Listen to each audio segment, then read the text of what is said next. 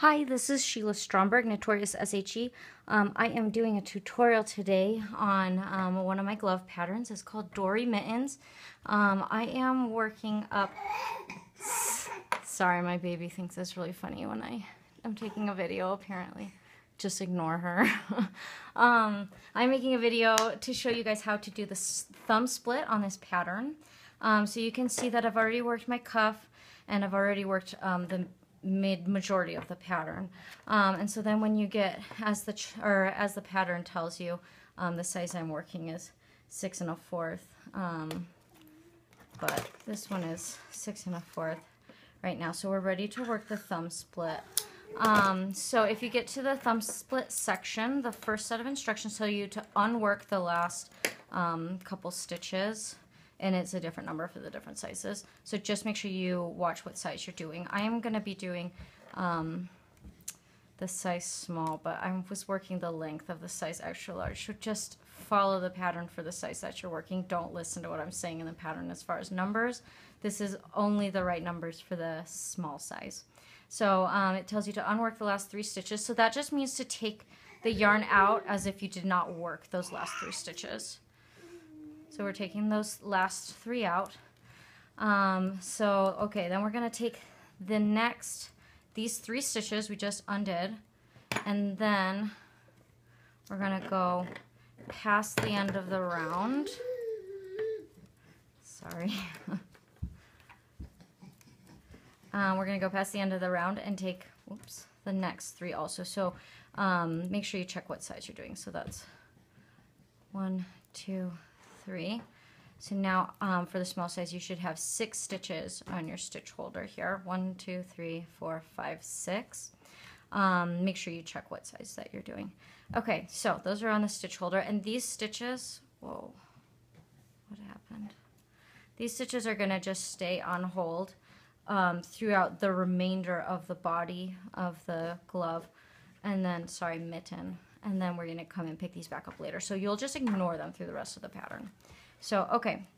So now, and I'm working obviously on a circular needle. If you're working on a double pointed needle, your work's going to look different than this, but we're doing the same thing.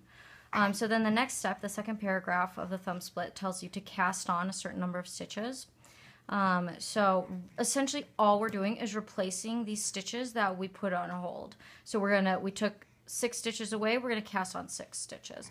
So we're going to cast on 1, 2, 3, and you can see I've used a backwards loop cast on. There's different kinds of cast ons you can use for the middle of the row.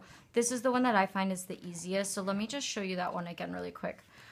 So what I do is I just flip over a loop of the yarn, and you should have the part that goes to the yarn ball is on the top, and then slide that just onto the needle, and then pull it up.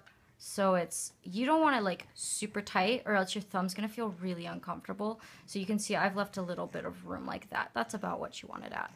And then we do it again. So if you see, I just hold the yarn in my hand and make the loop this way, and then stick that right on the needle. So you can see the amount of room. Sorry, she found a book. It's very exciting. Okay, so you're gonna have 3 stitches at the end of this row. And then we're going to go and replace the 3 that we slipped from the beginning of the next row. And you can cast them all on and then split them afterwards. I like to keep my beginning of the round just as I'm casting on. But you can do it and then split it up after if you do it all together. So then we're just going to cast on 1, 2, 3 more. Make sure you leave this section nice and loose. Like I said, if you don't leave it loose, you're going to be having a very uncomfortable thumb. You can kind of fix some of it in blocking, but it's easier to just not have to deal with that. So okay, after you've done that, you just go ahead and finish the end of this round just as you had established. So I'm working the next chart row, which is just a plain knit row. You should be on a plain knit row. You should not be doing this on a cabled row. So then you just finish out the end of the row, and then you just continue knitting the way you've been going. And those little few stitches are going to end up being a nice thumb, and that's gonna we're gonna come and pick those back up at the end, and it's a pretty easy way to do it. So you can see right now it looks a little, like way loose, but trust me, these stitches are going to tighten up when you knit into them, so your thumb is not going to be like this monstrous thing. It's going to snug itself up. just by the nature of knitting it over. So after we're done with the remainder of the body of the hand, you'll either cast off if you're having a fingerless glove, or if you want the mitten top, you're going to do decreases until you graft.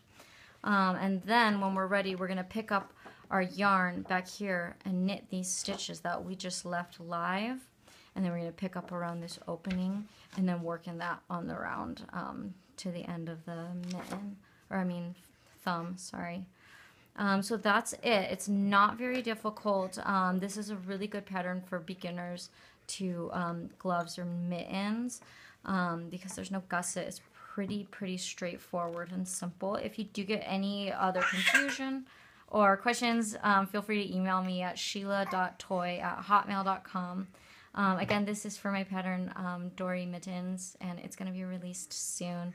The yarn I'm using for this one sample is not a good weight, which is why I'm making like a weird fake extra large size. So don't use this yarn, but it's really pretty, right? I like Noro for this. The sample that I knit for my main pattern is, well, let's see. Hold on, I'll tell you the colorway because I just think the yarn was so super pretty. Let's see.